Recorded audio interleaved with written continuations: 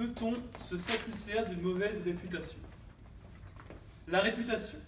Qu'est-ce que la réputation? En quelques mots, l'opinion que le public a d'une personne, ou plutôt l'opinion que le public se fait d'une personne. Chers membres du jury, chers camarades, mus par vos bonnes manières et le relatif respect que vous me portez jusqu'à présent en tant qu'orateur, vous êtes actuellement tenus au silence. Et vous ne pourrez gloser à propos de ma prestation que dans quelques minutes, j'en suis désolé. Pourtant, votre opinion est déjà faite. En une fraction de seconde, vous m'avez jaugé, jugé, étiqueté. Vous m'avez apprécié, détesté, et pour certaines peut-être, noté.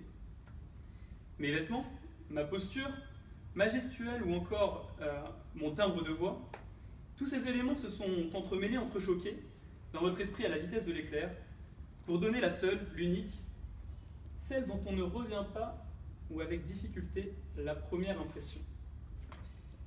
Dès lors, en admettant que cette impression me fut défavorable, ai-je réellement intérêt à m'employer pour vous faire changer d'avis? La raison d'être de ce concours est-elle de se tailler une image lisse de garçon propre sur lui, ou au contraire de se montrer clivant, capable de faire feu de tout bois et d'argumenter avec une élégance parfois proche de l'arrogance, sur n'importe quel sujet, et ce, quelle que soit la position à tenir?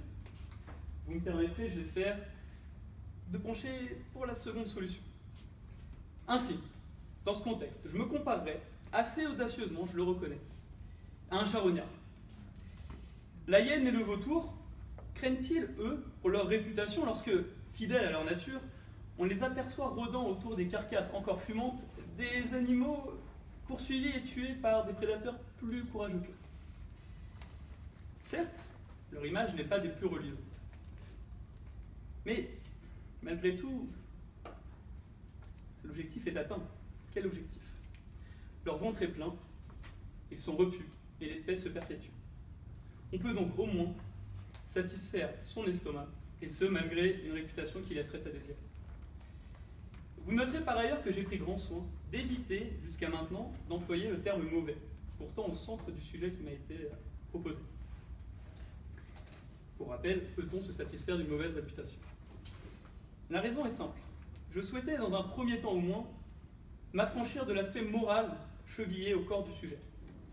En effet, que signifie ici l'adjectif mauvais, sinon que l'on voudrait accoler au terme réputation des valeurs et des principes moraux? Qui décide et statue quant à ce qui est bon, bien, mauvais ou néfaste? Qui décrète que celui que l'on comparera à Don Juan est un incroyable séducteur ou bien au contraire un détestable coureur de judo? Oui, je sais, vous avez la réponse. Personne et tout le monde à la fois. En particulier à l'heure des réseaux sociaux, tout un chacun peut diffuser ses certitudes, ses idées, ses informations, voire ses fake news, en direction du plus grand nombre et ainsi faire ou défaire en un instant une réputation bâtie sur le temps long. Nous ne sommes donc même plus entièrement maîtres de nos propres réputations. Et tout est matière à polémique. Léon Zitrone, fameux journaliste et présentateur de télévision des années 60 et 70, en somme le prédécesseur de Jean-Pierre Pernaut, disait « Qu'on parle de moi en bien ou en mal, peu importe, l'essentiel est qu'on parle de moi. » Tout est dit. Effrayé par les critiques éventuelles et les oiseaux de mauvais augure, est-il préférable de ne rien tenter, de rester dans l'ombre, quitte à mener une vie plate, sans rebondissement? Ou bien faut-il prendre le taureau par les cornes, prendre des risques, se montrer et chercher la lumière, parfois en prenant le risque, certes, de choquer, de déplaire, voire de scandaliser? Et j'affirme aujourd'hui qu'il est nécessaire de se laisser aller, de s'abandonner soi-même et de ne plus tenir compte de la façon dont nous sommes perçus par nos semblables. Certains l'ont déjà bien compris et ne se satisfont plus seulement de leur mauvaise réputation, mais s'en gargarisent, en jouent et même, j'ose le dire, jouissent de cette mauvaise réputation. On peut certes penser à des hommes politiques qui se servent clairement de cette mauvaise réputation, puisqu'il faut l'appeler ainsi, afin de mettre en exergue leur habileté et leur propension à prendre les coups, et ce faisant d'apparaître plus résilients que jamais. Au hasard, un certain Américain répondant au nom de Donald Trump. Mais je n'oublie pas non plus les États eux-mêmes. à l'image de l'Irlande, décriée pour ses nombreuses faveurs fiscales consenties à l'égard de quelques sociétés américaines, ça ne s'invente pas. Apple, Facebook, Amazon en tête. Pas d'inquiétude pour autant, chers camarades, chers jurys. L'Irlande et les Irlandais sont très heureux de cette manne financière, de pouvoir recourir à cette manne financière quasi unique en Europe. Et M. Trump, comme nous le constatons chaque jour, avec émoi, continue à tweeter de manière plus que régulière et fait toujours preuve, il faut bien le dire, d'autant de verve. Alors oui, les gros titres s'accumulent. L'opinion publique est choquée, ou du moins se dit choquée. Mais la réalité est là, indéniable. On en redemande. Panem et circenses, du pain et des jeux pour le peuple. Malgré le funeste état financier de la presse française, les unes aux titres tapageurs se vendent comme des petits pains, les journaux en ligne multiplient les clics, leurs articles les plus outranciers sont partagés des dizaines de milliers de fois sur les réseaux sociaux.